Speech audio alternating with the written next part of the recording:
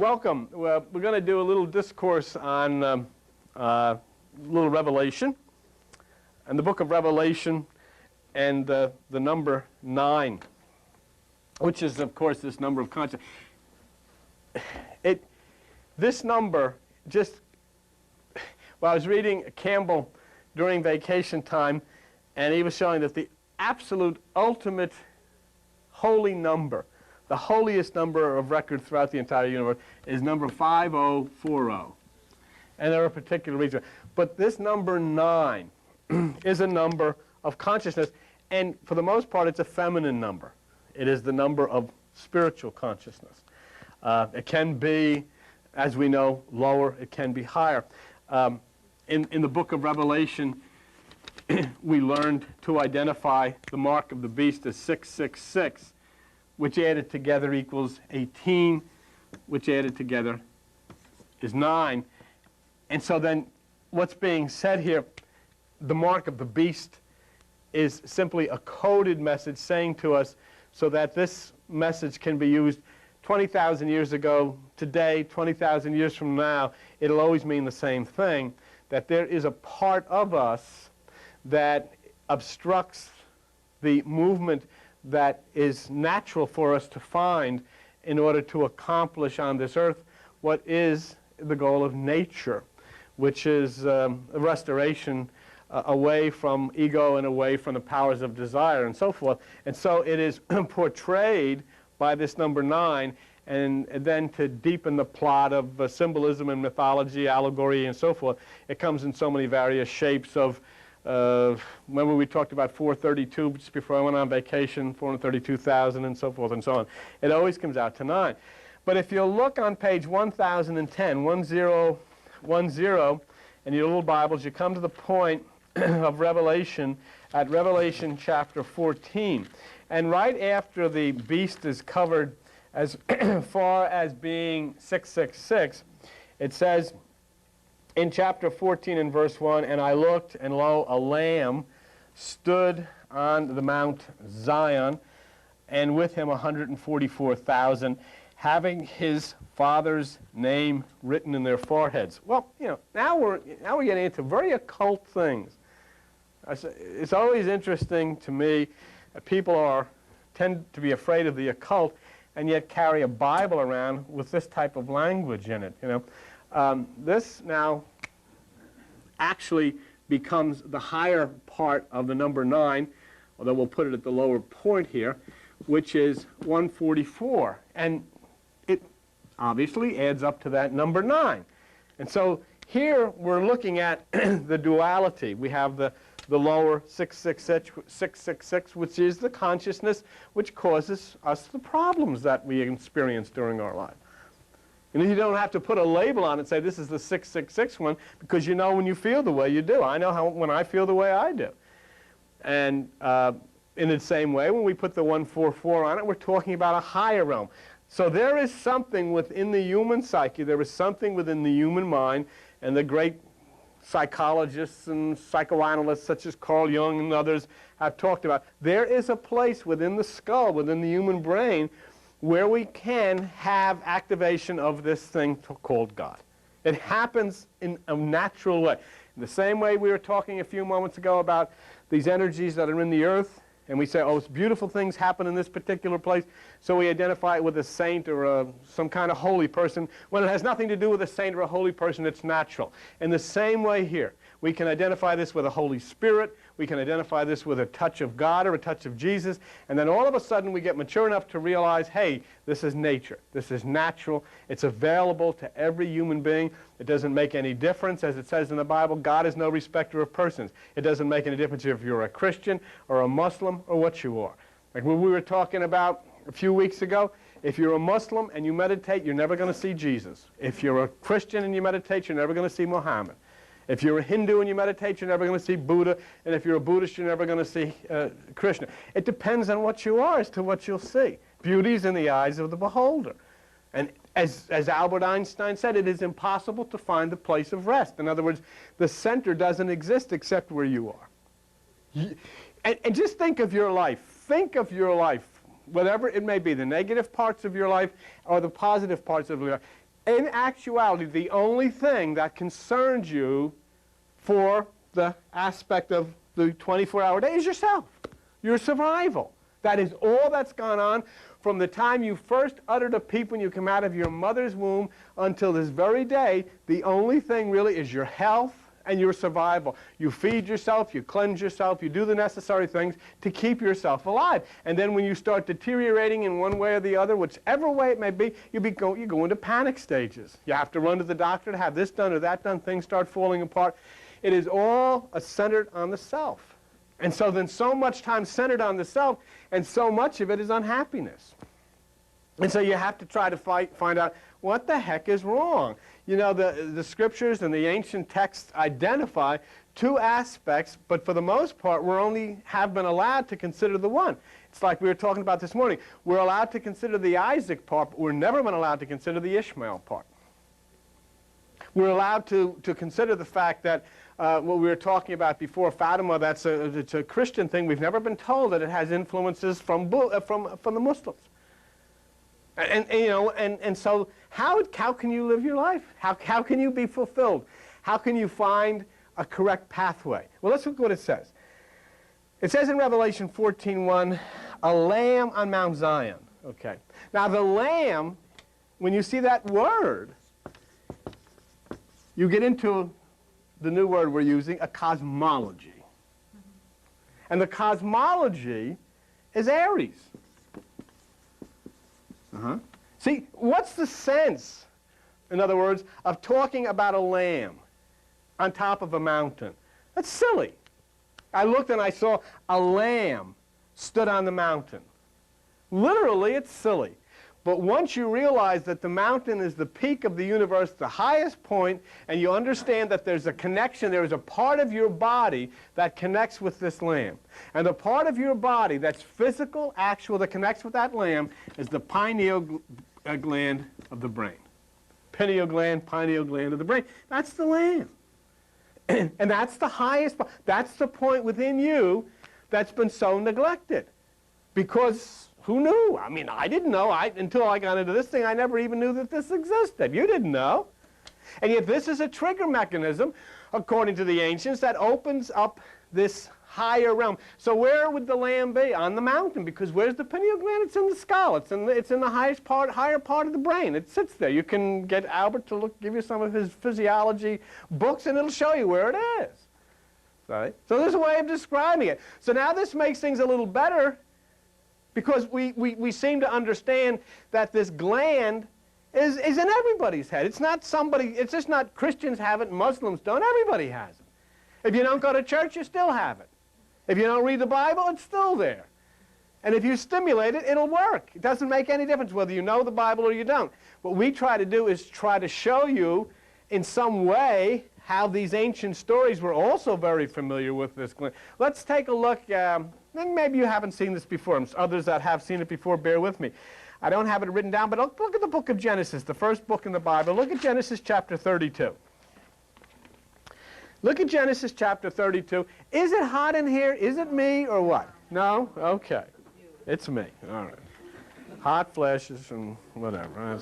Maybe it's that time of year. I don't know. Christmas time. Oh, incidentally, we planned today, with the help of some folks who sat around, I think, a very beautiful Christmas Eve. We're going to have an old-fashioned Christmas. And we're going to have, what the heck are we going to have? Christmas carols.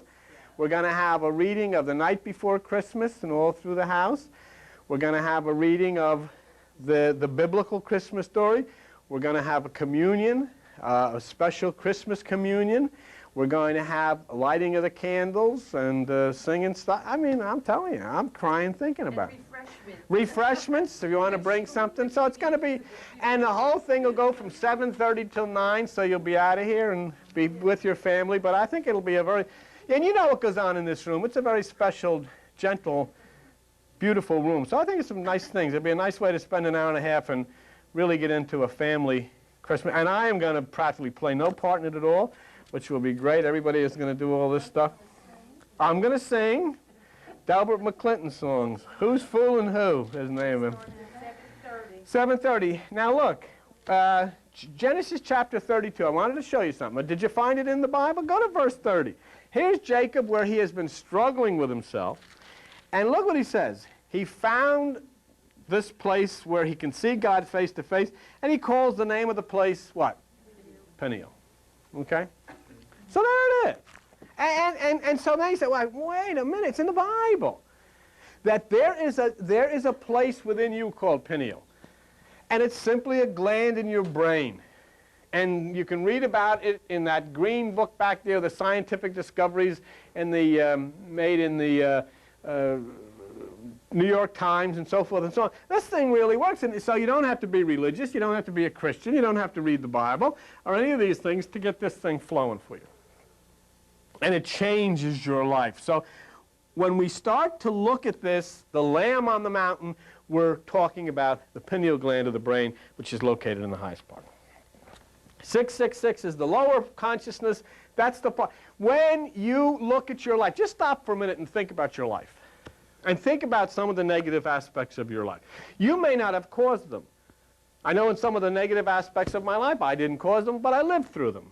Okay? But still it was 666 all the way. It was 666. It was, if it wasn't me, it was somebody else producing out of their carnal mind stuff that caused me a lot of problems. And you could probably say the same thing. You may have caused other people a lot of problems because of what came out of here. It doesn't mean that you deliberately even did anything, but it came out of here nonetheless. And then you could think of some of the good parts of your life and some of the things that say, gee, were pretty nice, and you could say, well, okay, this was the 144 part. So there's nothing you can do. You can't say, well, I'm going to dwell more on this part than that part, because you can't. It's not possible to do it. And it has to be done through this method of, in the same way that if you want to go to Fatima or you want to go to the vortex in Arizona and get near the energy, there's a vortex within you at the pineal gland of the brain. You've got to go there. And if you go there and you bring yourself to that, it'll happen. And it doesn't make any difference whether you believe it or not. Belief has nothing to do with it. It's irrelevant. Remember what I told you? When winter comes, it doesn't make any difference if you believe it's going to get cold. Look, you all got jackets on. You don't have to have any belief. It happened anyhow, didn't it? You could come in here with your jockey shorts, or your not that, your, what kind of shorts do they wear? Bermuda shorts. Say, this is, I don't care. This is December. I don't believe in December. I'm a fundamentalist. I believe it's going to be warm. But you got to freeze your little thing off because it's cold, and that's the way it is. See? So it doesn't depend on your belief. See? Take all your beliefs and go to the bathroom with them and flush them. Because your beliefs are irrelevant, especially nowadays. What does your beliefs mean? Nothing anymore. You can hardly keep up with the newspaper, all the changes and all the things that are happening. And the reason is because this thing is a little pine cone-shaped thing in the center of the brain, and it is activated by these electromagnetic fields, and it does things in your head. See? So you can come in and say, oh, this guy's a bunch of junk. And all of a sudden you start picking up electromagnetic fields from Uranus or something like that, and then you're in here meditating and all kinds of stuff. And you say, oh, gee, I never thought I'd be the one to do that. Certainly you didn't. It's just like we were talking this morning about Nelson Mandela in South Africa getting the Nobel Peace Prize with the president of South Africa standing on the same podium, and they're getting their prizes, and it wasn't too long ago they would have killed each other for a nickel. What happened? Something changed the way they think. See? Yasser Arafat, and we were talking with this fellow who knows him very well. And this is Yasser Arafat. What happened? He just changed the way he thought of things. He didn't change anything. It was changed for him. And this is what's happening to you. See? So you could say, I'm full of baloney, and go ahead. Doesn't make any difference. But you're going to change the way you think one way or the other. And if you buck it, it'll roll right over you. It'll kill you. This energy will kill you. If you fight this energy, it'll kill you. Because you know what the most important thing here, and it talks about it in this book, is you better get in harmony with it. It's like, trying to swim against the current. It'll kill you because you're going to lose. So if you flow with it, you say, well, if I flow with the current, I don't know where it's going. That doesn't make any difference. The current in this particular case happens to be nature, and nature knows where it's going, so we have to flow with it. What I say this morning, I said we want to get a big screen TV in here so we can show some of these great things. I was making plans and I just bit my tongue. I said, wait a minute. I don't want anything. I'm not going to do anything. It's going to happen because we're going to flow with nature. The whole thing may change. We may find ourselves out on a lot somewhere. I don't know. So that's the way it is. But and I'm telling you, and you can see them. You can see, look at Russia. The people that are flowing with this new thing, which is infecting the consciousness all over there, are moving along with it. Those that aren't are being ground up. There's a new mythology being written, and it's being written in the words of the dolphins. And it's that you must flow in the harmony with this energy. And that's what this is talking about. So here, it says in verse 14, chapter 14:1, 144,000 having his father's name written in their foreheads. Sure, where's the pineal gland? Smack right in the middle of your forehead. And that word name, when you say the Father's name, that word name means way. The way of the Father is written in your forehead, which means the way of that which you call God or nature is in your mind. It's in your mind. You know? See, when you try to, you know what's interesting? I read something. What's interesting, when you try to plan what you're going to do, here's a challenge for you. Plan your dream for tonight. When you go to bed, plan what you're going to dream. What's going to happen? You're going to dream, but not what you plan. You know, some bizarre thing is going to happen completely out of your control. So your plans are irrelevant, especially now, when the earth is gearing itself up to go one way and we're going to go another way. So what we're deciding here, we're making a great statement on the part of the board of this church. We don't know nothing. We're not planning anything. Whatever happens, we'll see. And we'll react. You know, so guy called me in Florida from California, was he? And he wants us to go on a national satellite network, 24 hours a day satellite booming out all of this stuff. I said, I don't know. Send the stuff, and we'll see what happens. So the stuff comes in the mail. So, you know, I just have to wait now and see. You know, if I had planned, the last time I planned this satellite thing, remember, it was a big disaster. But now they came here. Maybe it is. I don't know. But we have to react to things through our meditation. Look what it says in verse 14:2. And I heard a voice from heaven as the voice of many waters. This is an interesting thing. That word water means truth. Okay? The voice from heaven is something that speaks to you in your higher mind. And that word, that voice means, that water means truth. See? And interestingly enough, in the Bible, it always comes out of stone. It comes out of rock. It doesn't come out of brick. It comes out of that which is natural. Remember? It said to Moses, tap the stone and the water will come out. It's the pineal stone. Touch it and the water will come, the truth. What did Moses do? He hit it twice. And you know what? He never was able to see the promised land because he hit it twice. Oh, so that's a terrible thing to keep him out of the promised land just because it's an allegory. That didn't happen. Never happened. It's simply saying you'll never get into this place we're talking about if you bring anything of your own initiative. You're told to touch it, you just touch it. You don't need any smoke, you don't need any feathers, you don't need any crystals, you don't need anything else. Just touch it. Because all the other stuff you bring with it is Moses hitting it twice. And it says you'll never see it that way. You can't bring anything of yourself in it. Because when you get there, when you arrive at this sacred place, you'll never know you've been there. You'll have no idea. See? Because you are left outside. That's the message of Sabbath. You can bring no burden into the holy city at the seventh, which means nothing from your mind can come into the holy place. You just go. You're in there, you'll never even know you've been there. But you'll know that something has happened by what occurs in your life after. One of the things that was interesting, Joan and I were talking about it on the way down to Florida, and I was going to ask you people about it, and I forgot to ask this morning. I don't know if you were here. I don't know who was here.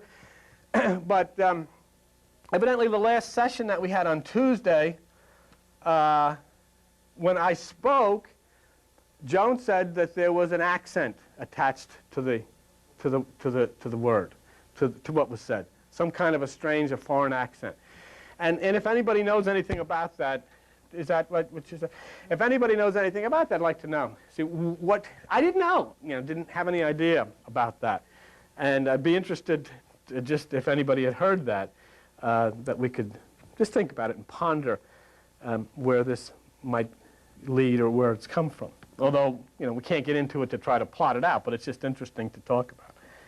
So this voice from heaven as of many waters is that which is the truth, which comes from within you. What you heard tonight was, is this the first time? Many of you have come through Catholic churches, Christian churches. We talked about this morning Our Lady of Fatima. And I dare say, here you are sitting in the basement of this crazy place in Forked River, and you heard that it was a Muslim shrine, and Fatima is the name of Muhammad's daughter. You never heard that before.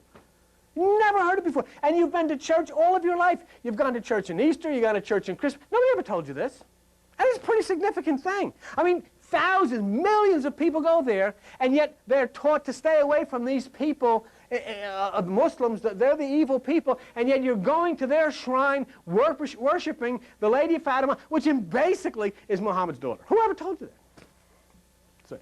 So here, then, as we come together, we start hearing things about the Bible is simply outlining allegorically things that go on in your brain, things that go on inside of your head. And how you can control. The ancient Kabbalah says the emanation which produced the creation of the universe is like water gushing out from its source and spreading over everything there. See, remember in the Bible, water will come out of the stone if you touch it. That's what Moses was told. Touch the stone and water comes out. What does Jesus do? See, here's the quotient. You know what's the word I'm looking for? You add this, you add that, you add the other thing, the prescription or whatever you want to call it. You mix the stuff. What is it? Yeah, well, let me read it. Stone to water to wine. The source of truth is the stone. Touch the source and you get the truth, which is the water. The water then turns into the wine, which is the divine, that which is the spirit, that which is the cosmos. So, Moses, touch the stone and water will come out. Jesus, take the stone jars. The water of the stone jars will then be turned into the wine. You see? It's all the same thing. But you just carry it, you carry it to another level, another stage. It's very, very interesting. And so now, when you look at some of these things that are the ancient things, the Stonehenge and the things of the Druids and the things of the Celts and so forth and so on, and science now is finding that at these points, underground water and causing something to come out of the stone, which is a cyclic rhythm. In fact, there's one place in Stonehenge where the scientists found that when they went in between these stones, all the sounds from around outside were completely cut off. There was nothing but sound. You couldn't hear a thing. So that's why it was necessary. So out of the stone comes the water, which is the truth, which then becomes divine. In other words, the point is that these people that we called pagans knew a heck of a lot more about the science of what we think is God than we've ever known. Because what we've done, we've destroyed all of the holy places. Do you know that there was a place, I believe it was in Ireland, where they had all of these fantastic things. These stones and so forth were put up, and they said that the electromagnetic field, and the first things that the Catholics did when they went in was leveled this thing. Just leveled it. Because as far as they were concerned, this was occult devil stuff. So it's just this is a scientific thing of connecting with nature. But they didn't know. The ignorance of it, see? And so the Buddha, Karita says, as soon as Buddha was born, I love this, the thousand-eyed Indra, well pleased, took him gently, bright like a golden pillar, and 2 pure streams of water fell down from heaven upon his head with mandara flowers. So water comes to the truth. Basically, what's being said is when you touch that pineal stone, then you start to understand the truth. Even if you sit here and listen, you're understanding things. You're hearing things that you never heard before, and you should know doggone well that they're true. It's going through your whole life just by people who are conniving in order to keep a certain institution intact, not daring to tell you these things. Don't tell them. Don't let them hear them. It's not any different than what the church did with this Father Porter who was just convicted of molesting children. Send him to the church. Here's your new pastor. Don't tell them what he did. Don't tell them. Say, it's the same. Here, don't tell them about this. Don't let them find out, because then the institution suffers. Church suffers. And you know, and that's what's going to happen, because there is a mass exodus. You talk about the Exodus. The Exodus from in the book of Exodus is nothing compared to the Exodus from religion today. And it's because of the reunion between the yin yang and the three stars, and so forth and so on. The ancients, before the oldest stories of mythology, gave a spiritual and mystical meaning to water because of its life-giving power and what we were talking about. So in addition to many waters, which is God's higher truth in 14:2, it talks about a voice of great thunder and the voice of harpers harping with their harps. And thunder is an expression of this divine will. What's the divine? What are you, if your life has been miserable, is that the divine will? Is that what nature wanted for you? For you to be unhappy? It's obviously not. That can't be. That's silly. Then what's the sense of all of this? I'm going to create a world and make them miserable. And I'll just watch them down there beating up people. And for what? But that's all we've done. Misery. Dwelling. We're down in Florida, and I turn on the television every day. I have never heard of so many people killing each other for nothing. They had a situation there in Florida where this young couple, they're 22 years old, and he always takes his girlfriend to work. And this day he took her to work, and in the parking lot he picked out a gun, shot her in the head, and as she fell in his arms, he shot himself in the head, and nobody knows why. Nobody knows why. How miserable can you be? How unhappy can you be? How violent then can you become when this 666 is activated inside of you? You know how violent you can become. But your violence is bad enough. My violence is bad enough. And it's acted out in the house. And there are children there. There are animals there. There are physical things that get in the way. But you take the same 666 type of ethic, put it into the hands of a president of a country or a king of a country, and all hell breaks loose. Then millions of people get killed. And what this book here is trying to tell you is there is something inside that is small. How big is the pineal gland, Albert? Is the size less than your finger? There's a small, you know what? You know how Jesus described, if you have the stone the size, if you had the faith the size of a mustard seed, inside of you is this little thing, and it will activate and change your life around. But you know what you have to do, see? You have to stop blaming devils, and you have to stop blaming everybody else, and you have to say to yourself, well, I know this is true, but will I do it? And you know, in most cases, you know what you'll say? No, I won't. In most cases, you'll say, it doesn't cost you any money. You don't have to join any church. You don't even have to show up at any church. But it takes maybe 20, 30 seconds a day of your time, which is far too much. See? I mean, what I'm saying is true. I've said, give 15 seconds in the morning, give 15 seconds in the afternoon. You can do it with that, but even that's too much. And you say, I'm going to do this 15 seconds in the morning, I'm going to do this 15 seconds every afternoon. You know what you'll find out? After 2 days, you won't even bother with it. I'm too busy. Are you going to take your 15 seconds? I can't now. See? But we want it. But you come here and you listen, oh, I want this happiness. I want to be able to flow with nature. I want to find this new way. But I will not discipline myself to this. AJ and Sean were here this morning. We're out in Colorado or Arizona, and they attended this Buddhist thing where the Buddhists came to this college and put on a service, a meditational type of demonstration. You know what gets a kick out of this? What really I get a kick out, people come in and say, oh, the music is too loud. You know, I like to meditate in silence. You never heard such crashing and explosions with these Buddhists. Boom! And then they blow the trumpet. You know, and all of this stuff crashing all over the place. And what they're trying to do is they're trying to take that, which is the power of the earth, the movement of the winds in the cosmos, and they're, by all of these sounds, they're symbolizing the coming together of these things. You know? So, you know, but how much do we know? The voice of the Lord is upon the waters, Psalm 29 says. And from the Iliad it says, I will go myself to snow-clad Olympus to tell this thy saying to Zeus, whose joy is in the thunder, if perchance he may hearken to me. So you'll hear it or you won't hear it, you know. You'll feel it or you won't feel it. Your life will become more difficult during this age than ever you could imagine if you don't harmonize with it. Because that's the way the energy is changing. And if you vibrate against it, it'll kill you. It's that simple. And it's not a threat or anything like that. It's like saying if you go out in the snow with any clothes on, you probably get a cold. It's the same way. If you obstruct this type of energy which is flowing now, it'll hurt you. And finally, in 14:2, it says the voices of harpers on their harps, and that's simply harmony. It says, I, Lakshmi, and the Hindu Vishnu reside in the sound of musical instruments. It's a rhythm of love. It's vibrations of harmony. And that's what basically our problem is that we're not in harmony with, not in sync with nature.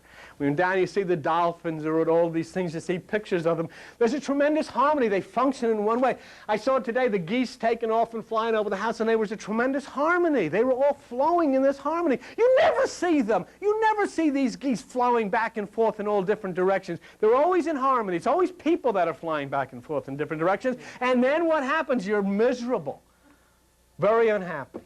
You know, and basically what you'll say, you're not even telling me, you'll tell everybody here, you'll tell the person, oh, everything's fine. Yeah, I feel fine. And inside you're constantly telling yourself, I'm fed up with this, I'm sick of this, I'm disgusted with this, I don't want it anymore, I'm bored with this, and all of these things go on and on and on and on and on. Because that's where you feel, because you're not in harmony with anything. Not even in harmony with yourself. And that's what's being talked about. You've got to get in harmony. This harping is talking about the energy of harmony, the renewal of the mind. It says in 14:3, there's a new song before the throne. Look at that. This is what I'm telling you, new song. For God's sakes, go out and tell everybody the Lady of Fatima is a Buddhist, or is a Muslim. Watch what happens. Watch what happens. Go do it. Go to church Sunday. We'll go to the Catholic church. Just say, can I stay up? Can I just get up and make a little? I want to tell you something. You may never heard this. Oh, you're going to love it. The Lady of Fatima is a Muslim. Is this great? Tell them. You get shot. You get killed. You'll get killed. But you know what? For telling the truth.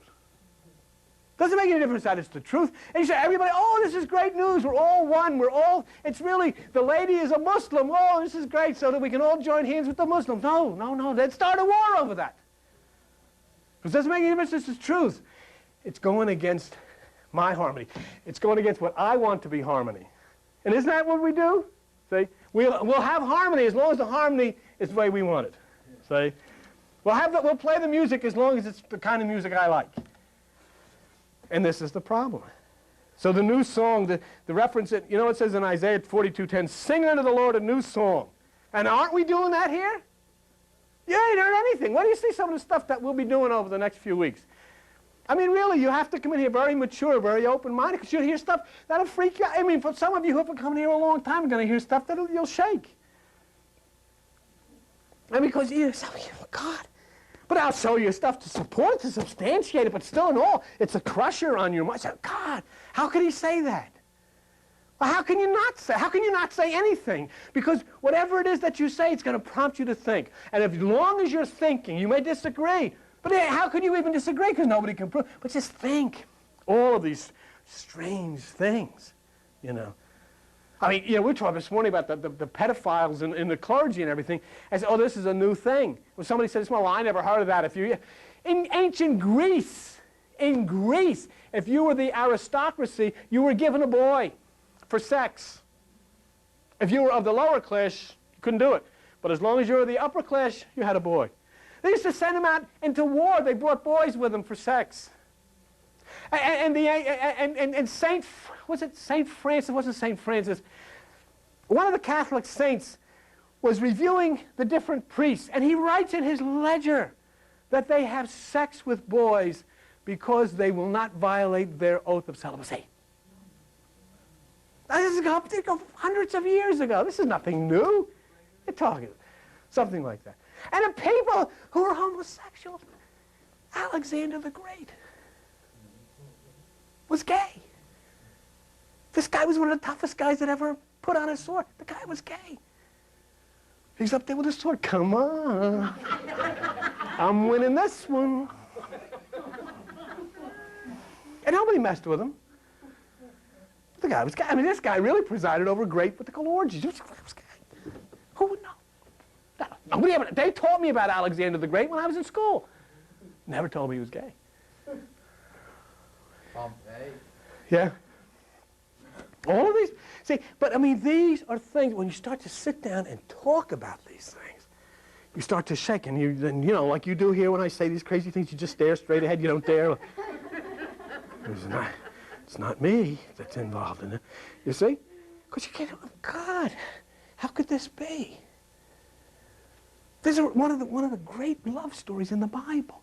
One of the great romances in the Bible is about David and a young fellow named Jonathan. They were madly in love with one another. And Jonathan stripped himself of everything, of his clothes, gave them to David. It's a love story. And say, God, can we say such a thing? Well, we're the only ones that don't know about it. Pick it up sometime. Read the early stories of David. And read about his romance with Jonathan. And of course, then he went on to bigger and better things when he saw Bathsheba taking her bath. And he committed adultery with her and then killed her husband. And then put his little jockey shorts on and went parading downtown in front of all the girls. Read about it. It's in the Bible. This is God's chosen one who wrote the book of Psalms. Praise the Lord. So those are some of the things that we'll get into as we go along. But see, those are not things that should shock you because they were written thousands of years ago. What is shocking is that you were never allowed to see them. You've been carrying a Bible in your hand all of your life, or have had access to one, but you've never seen these things. And I have things to tell you that make that look like grammar school. Really. Okay. But, as you'll say, how do I know? The Bible tells me. It's all in the book. It's all in the book. There. Well, anyhow, I just wanted to get to the end of this.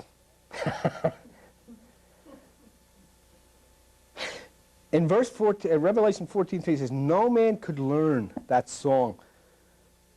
What's that? 14:3. They sung it as it was a new song before the four beasts and the elders. Those four beasts, incidentally, those four beasts, if you have an old antique Bible sometime, look at it.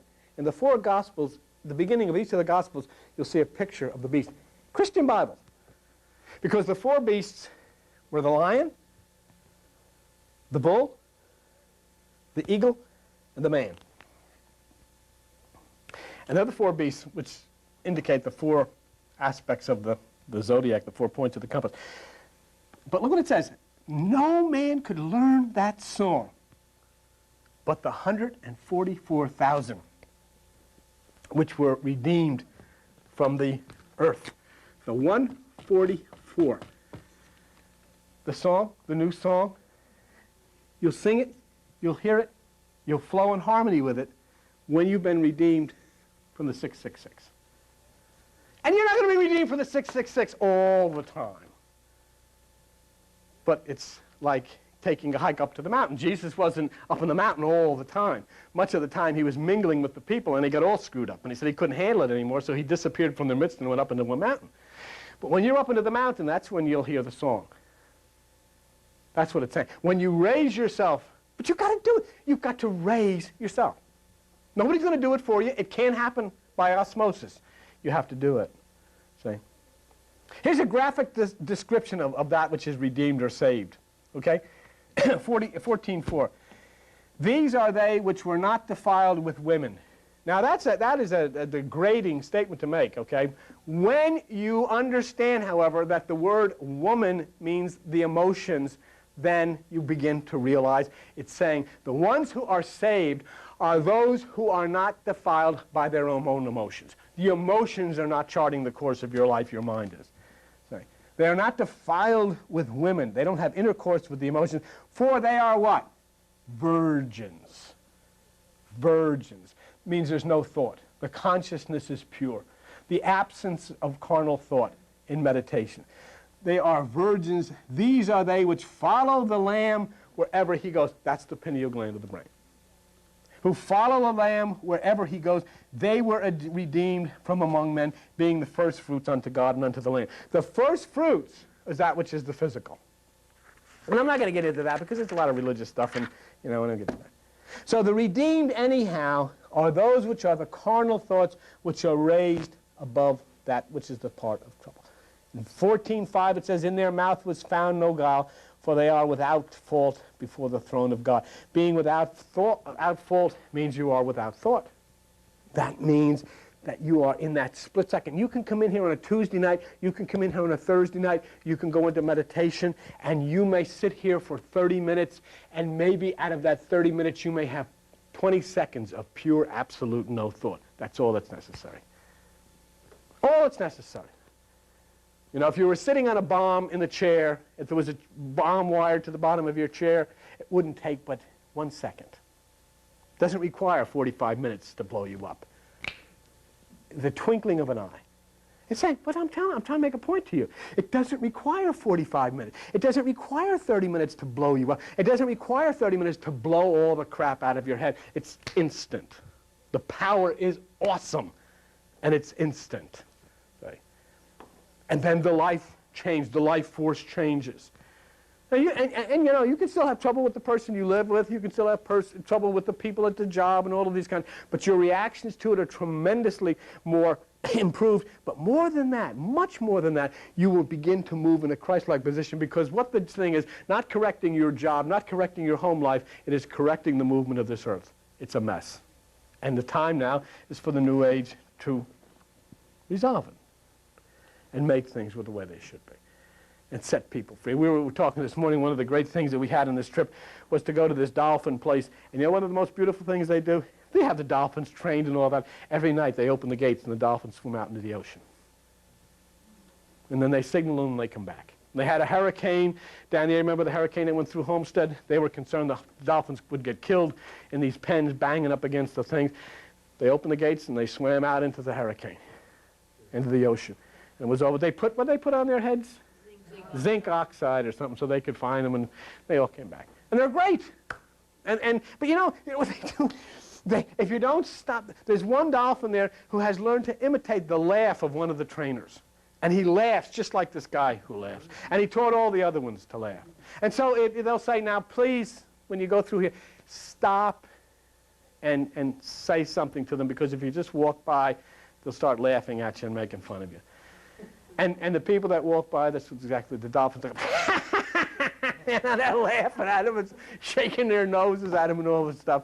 But there's a certain amount of real rapport that you can get with them, knowing that they jump over the fence and leave whenever they want, or swim out and be free and come back of their own free will. This is what you have to do, you see. Being penned in like a dolphin in a training pond, or a whale in a round cage in an aquarium somewhere, is exactly what we are into with religion. So we do it, we come up every once in a while, they throw us a fish, we go down, we don't make any waves, we just swing in a circle, and that's the end of it. But when you are free to swim out into the ocean and then come back if you choose or not, that's the essence of freedom. That's the essence of individuality. That's the essence when you're not being used only to that point that you want to be used. If you want to be used by your family to do some stuff, that's fine, if you want to be. But if you know that the door is always there where you can swim out to the ocean and say, hey, bye-bye, that's the essence of individuality, which you have to retain. And that's what this is talking about, to realize that there is a place within you. And I'm telling you, and as I conclude with this thing, it's so important for you to understand that this age is not fooling around. It's coming like a hurricane, and it's going to shake people down to their roots. And people that try to buck this are going to just be ground up. The Bible puts it this way: the stone that the builders rejected turned out to be the most important. And those that violate the stone, it will fall on them and crush them. It's not fun when you're out in your bathing suit expecting it to be 85 and it's 10 degrees below. And when you don't know what's going to happen, it's not because there's any God up there doing anything. It's because nature has plotted this. And this has been on the drawing board for thousands and thousands and thousands of years, the age of Aquarius, and it's here. So what are you going to do with it? Okay, thank you very much. And